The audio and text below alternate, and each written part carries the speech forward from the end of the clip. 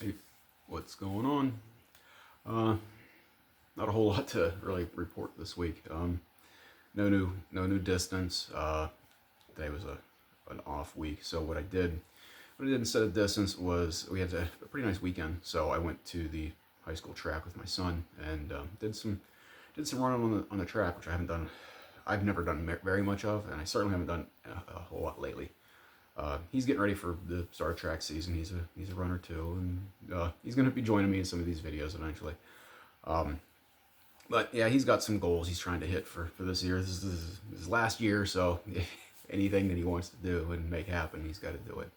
He's got to do it this year. But I did something at the track that I haven't done in. I was trying to think about this earlier. I don't think I've actually sprinted in easily 5 years. Probably longer than that. Definitely nothing like that, nothing intense like that. Once I had my aneurysm diagnosis, but since, you know, they say in cardiac rehab not to push things, and sprinting is probably pushing that, but I'm not sprinting long. How the workouts would go is, I'm on the track, I'd walk or real slow jog the corners and run the straights, do like pickups on the straights. And for 2 or 3, maybe 4 of them, when I did my pickup, I slowly built to a sprint. It wasn't like I did a 100-yard dash or anything like that. Uh, and it felt good and weird. It felt weird propelling myself that quickly because I haven't done it in so long. And I think I'm going to probably do more of that as I progress. Um, and that kind of leads into one of the things that I've noticed over the past couple weeks. When I first started with recovery and rehabilitation, I'd be on the treadmill, and about my max walking speed would be at 4 miles per hour. Uh, Anything faster than that, I could go faster than that, but I'd have to break into a jog. And I mean, really, the primary difference between a walk and a jog isn't speed; it's gait. If you've ever seen somebody walking a 5K and passing joggers, you know exactly what I'm talking about.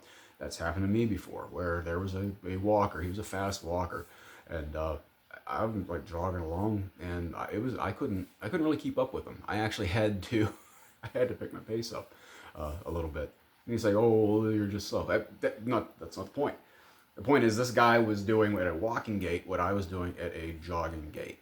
So you get some people who really dig their heels in over run walkers, and how you're walking, you can't say you ran a marathon or whatever. It's stupid. It's stupid because I've seen walkers that can outrun or not outrun, but who are faster than joggers. So you're really just talking about the gait. And speed can be a byproduct, but it doesn't necessarily mean that the jogger is always going to be faster than the walker.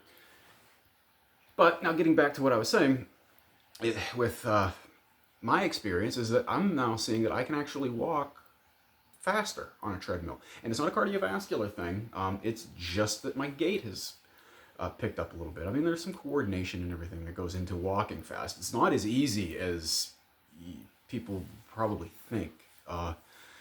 Getting your feet at a walking gait, moving that quickly is pretty tricky. And there was a walk race in the Olympics where you had to walk the whole thing. Those guys, I can't quote it to you, but they were moving in terms of their minutes per mile time. They were really, really fast. And you say, well, they're Olympic. Well, yeah, but again, just goes to show you, walking doesn't mean slow.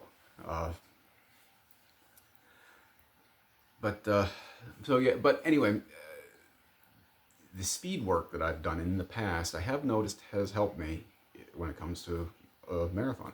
When I set my fastest marathon time, it was also the race where I did the most speed work leading up to it. I was consistently doing, pickups on the treadmill where you'd jog at a pace, as like a recovery, and then you'd pick the pace up for maybe like 1/10 of a mile, and then dial it back and recover, and pick the pace back up again. You know, you'd think, oh, you're just doing it for a few miles on a treadmill. That ain't going to help you in a 26-mile race. It did. It did a lot. And that's the only thing I can really attribute it to, because that was really, in terms of my training, that was really the only thing that was different. I'm not going to really attribute it to like nutrition or fueling or anything like that, because I mean, I can't say that I'm super consistent in that regard, but I'm kind of consistent in my inconsistency. So I'm not really attributing it to that. I'm attributing it to the speed work. So I want to do more of that, and it's fun. It's fun doing that kind of stuff once in a while. On another note, I don't know if I mentioned this in the last video or not. So it was initially me and my wife signed up to do the Pittsburgh half marathon. Well, my wife can't go. She's going to be out of town. We didn't realize that she's going out of town with my daughter on a band trip. We didn't realize that that was the same weekend as the Pittsburgh half. So we could either postpone it till next year. I think that you can defer to the next year. Problem with that is the Pittsburgh Marathon also falls in line with the Cincinnati Flying Pig Marathon. And that's the marathon that my son's slated to do as his first marathon. And I said, you know, whatever your first marathon's going to be, I'll do it with you. So it's going to be kind of a family event.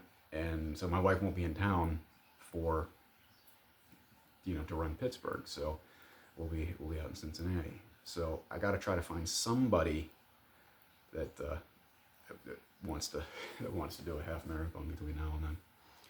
And you know, time's ticking. It's in February and the race is in May.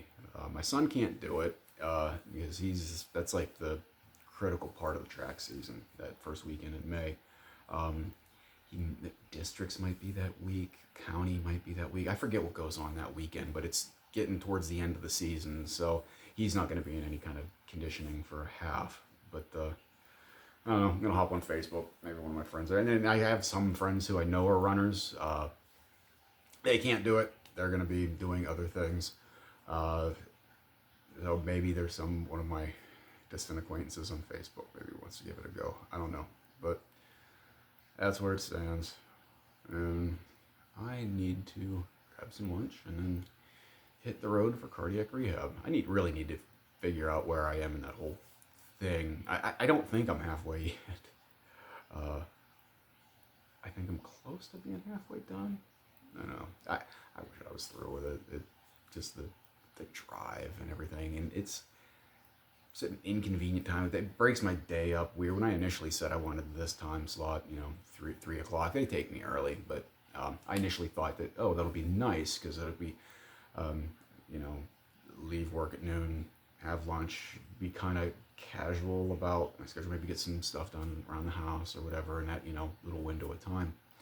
It hasn't worked out that way. He's like, oh, stop making videos. Hey, I've been consistent. First time I've ever been consistent doing something like this, so I'm not going to give it up. That's it. Next weekend, this upcoming weekend, I should say. Is it? I got to double check. I forget if it's 7 or 8 miles. But, yep, they're racking them up. That's it. Take it easy.